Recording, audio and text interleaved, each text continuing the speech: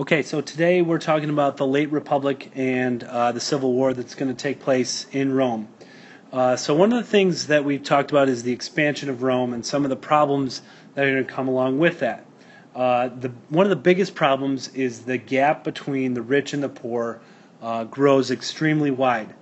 A lot of what happens here is that many small farmers, they couldn't compete with the large estates, so many of them sold their farms, ended up working on their own farms, but now that they didn't own them, they weren't making as much, or they moved to Rome and became part of the urban poor, which is going to bring about other problems in Rome in terms of the crime that's going to go on there.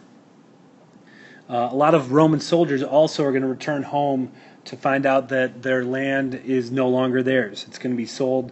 So this is kind of an unfortunate circumstance for a lot of the Roman soldiers. So a couple of the people that are going to try to do something about this problem are the Gracchus brothers, Tiberius and Gaius. Now these guys were tribunes, and they were going to attempt to try to help Rome's poor. And you see Gaius on the left here speaking to plebeians and trying to get them riled up, which certainly they are. And one of the things that the brothers are going to do is propose that estate size be limited, meaning that all the rich people with an exorbitant amount of land had to be limited. They could only have 300 acres per person, which would then give more of that land to the poor. So you could imagine who would be upset about this. Certainly it's going to be members of the Senate, the patricians.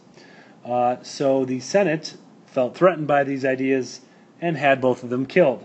And it's not secretly how they kill them. Tiberius is beaten to death by the senators in the assembly. Gaius is beheaded, and his head is filled with molten lead and placed in a place where everyone could see, to kind of prove that you don't mess with the Senate. You don't mess with the patricians, and you certainly don't mess with their wealth. Okay, so following the death of the Gracchus brothers, a civil war erupts in Rome, and one of the things that's going to start to change is that the Roman army is really going to change, and the biggest aspect is that people are not going to be loyal to the Republic. They're going to be loyal to their own generals. So they're going to fight for pay, and they're going to give allegiance to their generals. With that, any citizen could really fight in exchange for pay or land, for that matter.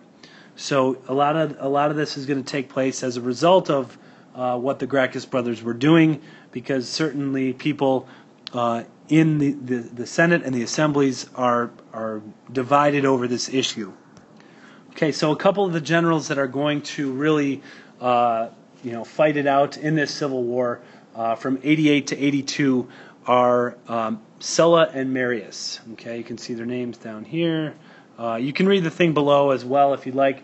But ultimately what's happening here is these are military generals who are going to try to use their troops to take control of Rome. So they go off and they fight for Rome.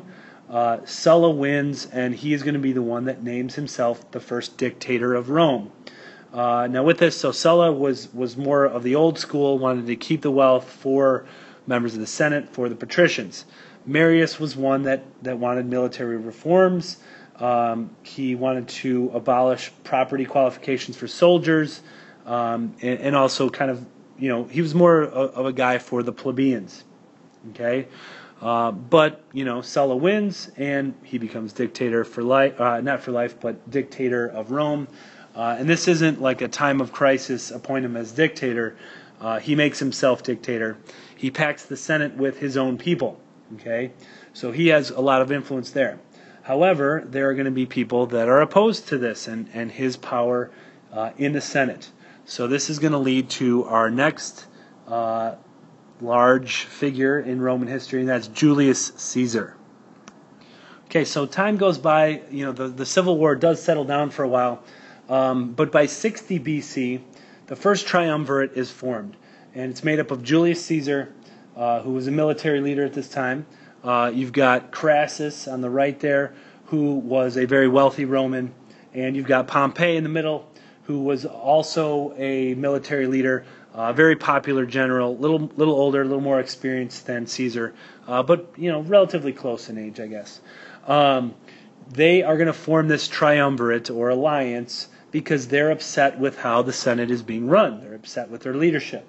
So in a very short time, Caesar is going to be elected consul by 59 BC. So it's because of Pompey and Crassus that kind of make this happen. So he becomes consul, and the rest of the next 10 years, really, these three are going to be the ones that are dominating Roman politics, throughout the Roman Republic. Okay, so what makes Caesar a genius, is that he actually steps down from being consul after 1 year. So he follows the tradition. He showed no signs of, really being ambitious and wanting to control Rome as a dictator, although that certainly might have been the case. And he goes off to Gaul. He goes to France to conquer the region and to govern the parts of Gaul that were already conquered. Things start out going pretty slowly, actually. Starts out on the defensive, a lot of grueling battles and many hardships. But over time, he starts to be successful. And that string of success brings loyalty and devotion from his troops.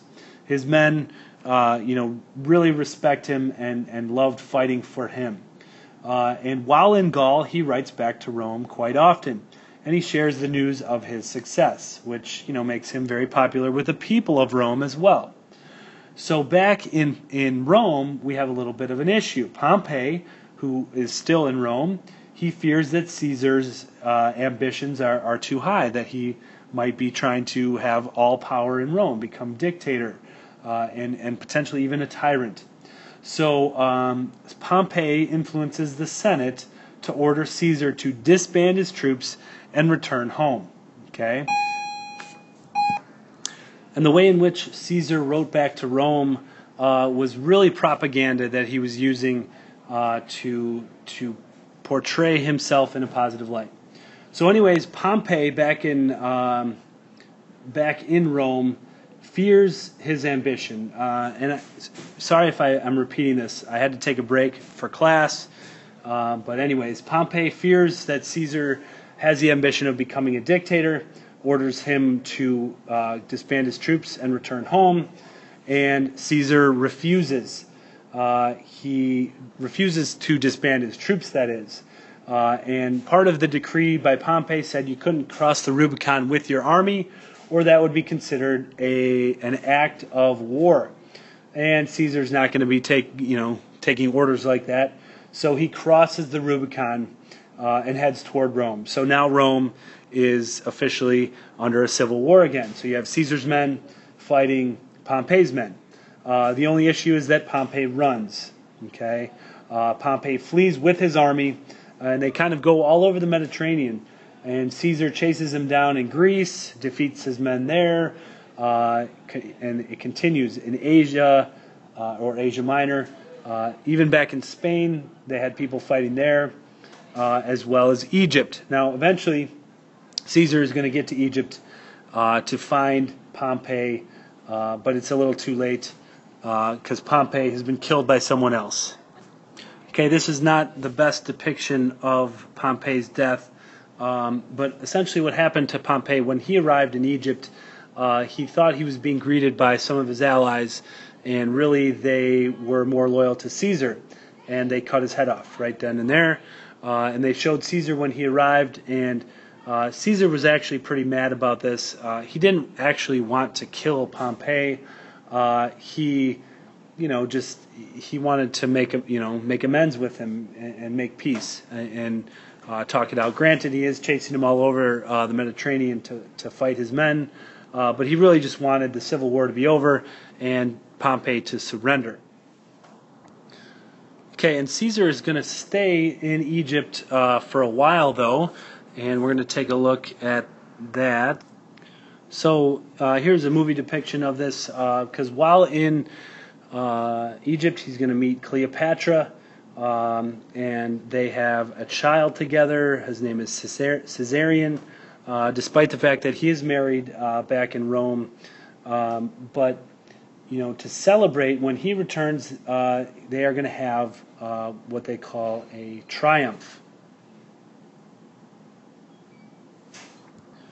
So a triumph in Rome is when they basically celebrate. There's a parade of Caesar.